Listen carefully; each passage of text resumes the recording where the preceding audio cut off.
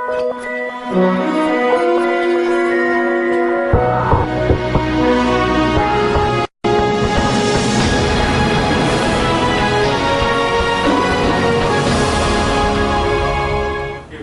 Back नाजरीन। जावेद इकबाल साहब गुफ्तगू फरमा रहे थे, वहीं से शुरू करते हैं जहां से सिलसिला टूटा था।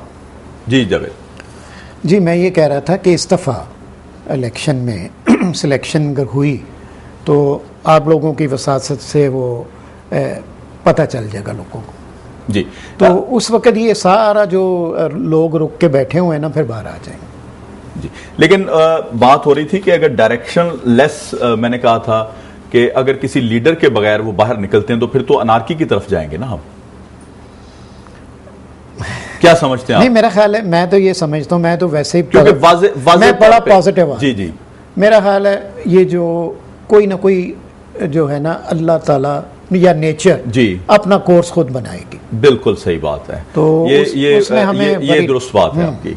अच्छा, हम आपके थोड़ा सा जाती जो मुशाहिदे हैं उन पे भी बात करेंगे और आपकी ज़ाती ज़िंदगी पे भी।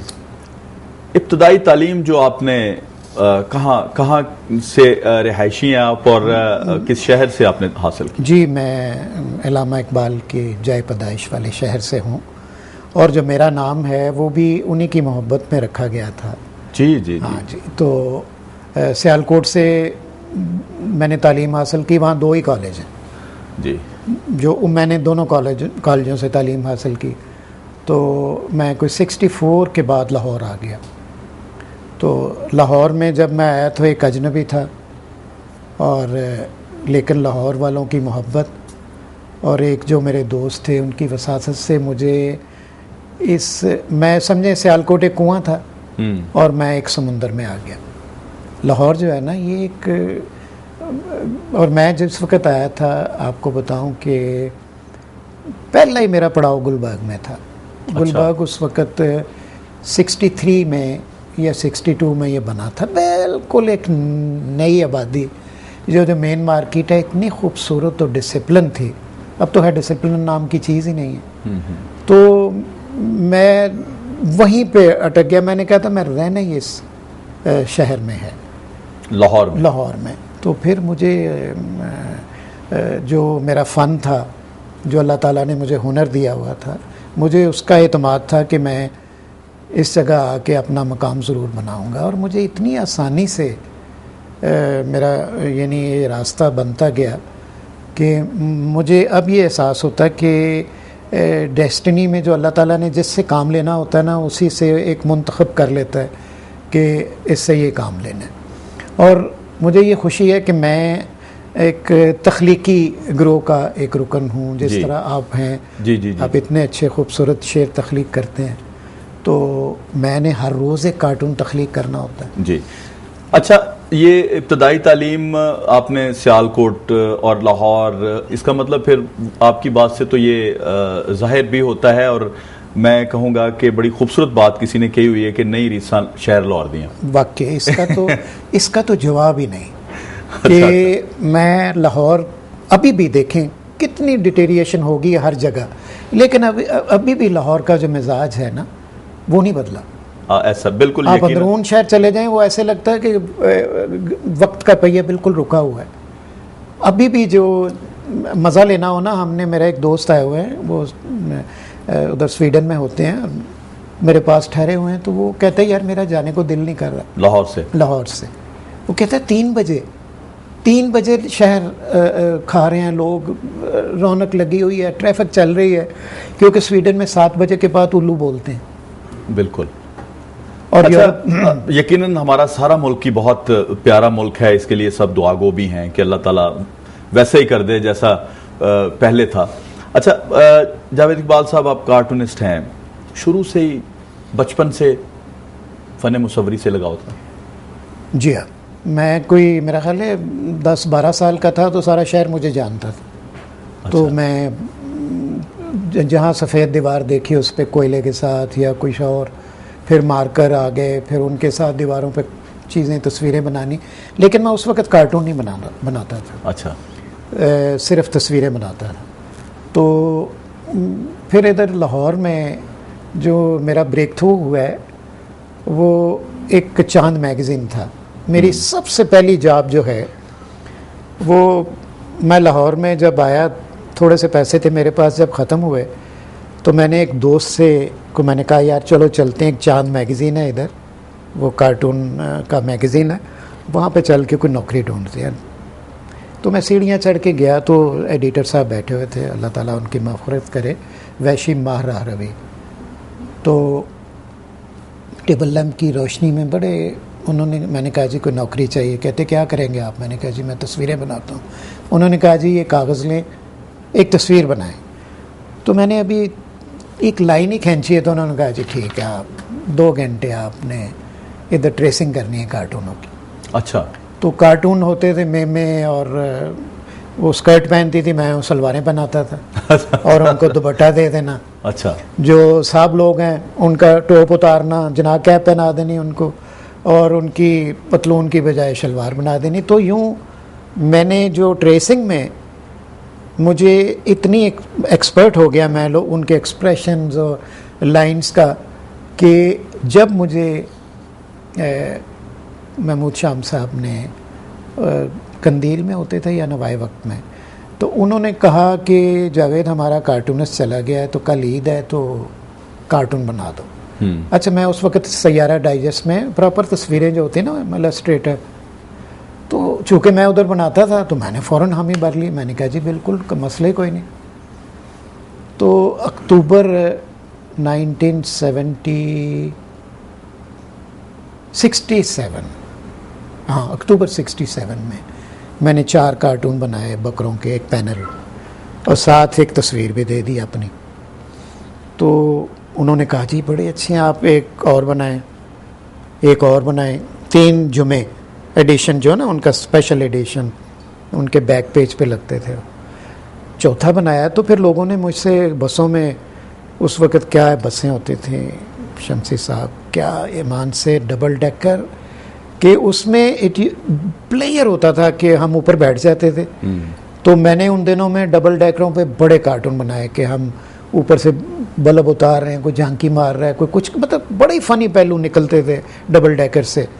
तो वहाँ पे सफ़र करना और बड़े इतना मज़ा आता था।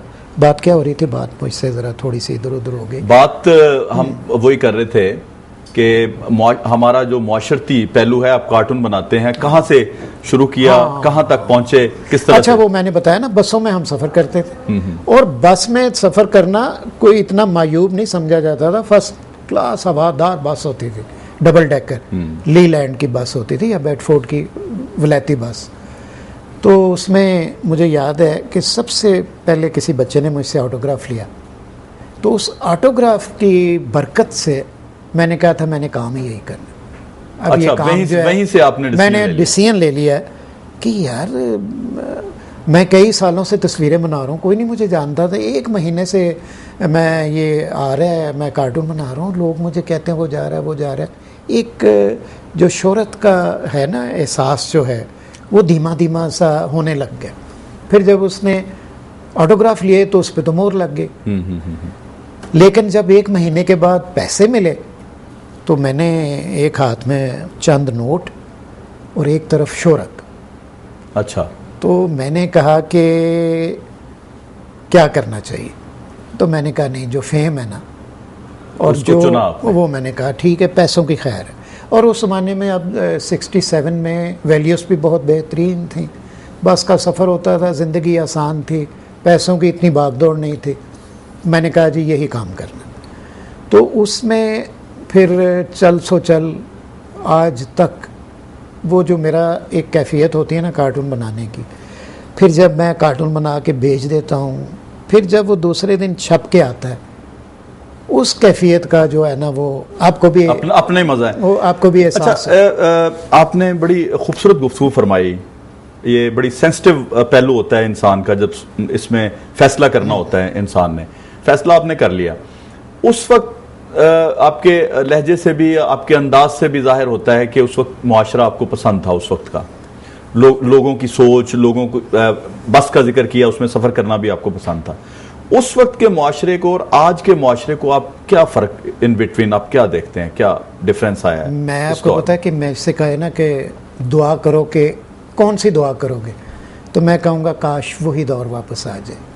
हमें नहीं चाहिए ये किस्तों पे दौड़ती गाड़ियाँ जी, हमें नहीं चाहिए बड़े बड़े मकान, हमें नहीं ये चाहिए मसनूई याशी। ये सब फॉल्स है। यकीन माने कि आज भी इन सारी मुआशरती बुराइयों का एक हल है कि सतार ईदी जैसा बंदा हमारा सदर बन जाए, वही उसने ड्रेस पहना हो, वो कहे कि जी मेरा जो मुल्क है जिसके 57% आबादी गुर्बत की लकीर के नीचे, मेरा कोई काम नहीं बनता कि मैं वो ड्रेस पहनूं। खद्दड़ का वो जी, जो जी बिल्कुल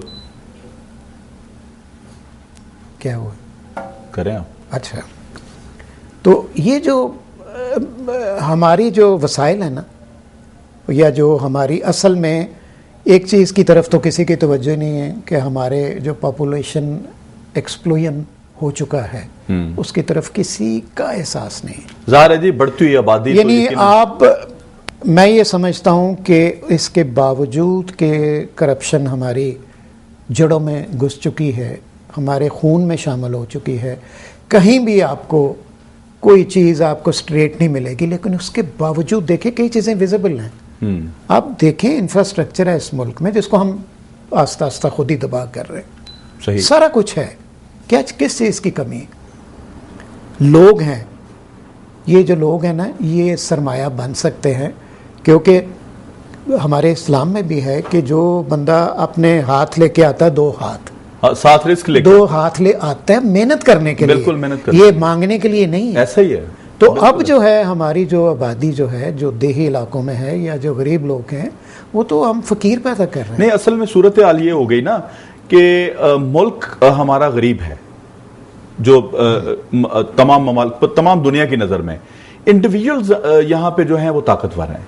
ये इसकी आप थोड़ी सी वजाहत फरमाएंगे कि आप, क्योंकि आप गहरी नज़र रखे हुए हैं, ये ऐसा आपके देखते देखते कैसे हो गया? अच्छा, ये देखें ना, जो चीज़ नीचे आती है ना ऊपर से आती है। बिल्कुल, अगर हमारे ऊपर वाले ठीक होंगे, इस जो यूरोप की तरक्की की या सारे निज़ाम की बुनियाद जो है वो टैक्स है कि आपने टैक्स देना है, फिर अगर आप बेकार हैं या आप इस काबिल नहीं काम कर सकते, वो आपको हुकूमत आपको एक वजीफ़ा देगी, क्योंकि वो वेलफेयर स्टेट है। वेलफेयर स्टेट हमारे जो निज़ाम, जब तक तो अंग्रेज़ का निज़ाम चला है वेलफेयर स्टेट रही है। जब से अमेरिका का तड़का लगा है ना, तो हर महकमा जो है मुनाफा उसके, क्योंकि ये जो अमेरिकन सिस्टम है, ये तो इकोनॉमी उसकी सारी वो चलती है नफा नुकसान। IMF जब तक नहीं था, इस तरह आप कहना चाह रहे हैं, इस मुल्क में जब उसका राज नहीं था, बिल्कुल, तो हम सुखी थे। अब मुझे ये नहीं समझ आती कि माशाल्लाह अल्हम्दुलिल्लाह हमारी मस्जिदें आबाद होती हैं, जुमे के दिन सड़कें ब्लॉक होती हैं। ऐसा ही है। ये तो इस मुल्क में इस्लामी निज़ाम क्यों नहीं लाते भाई?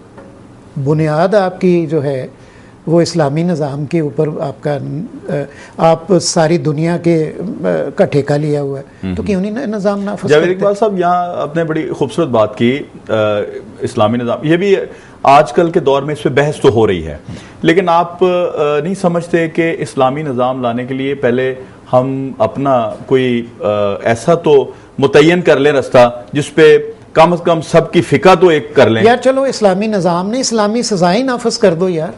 अच्छा, यहीं से शुरू करेंगे। छोटा सा एक ब्रेक लेते हैं। जी नाजरीन, एक ब्रेक का वक्त हुआ चाहता है, अभी वापस आते हैं, हमारे साथ रहिएगा।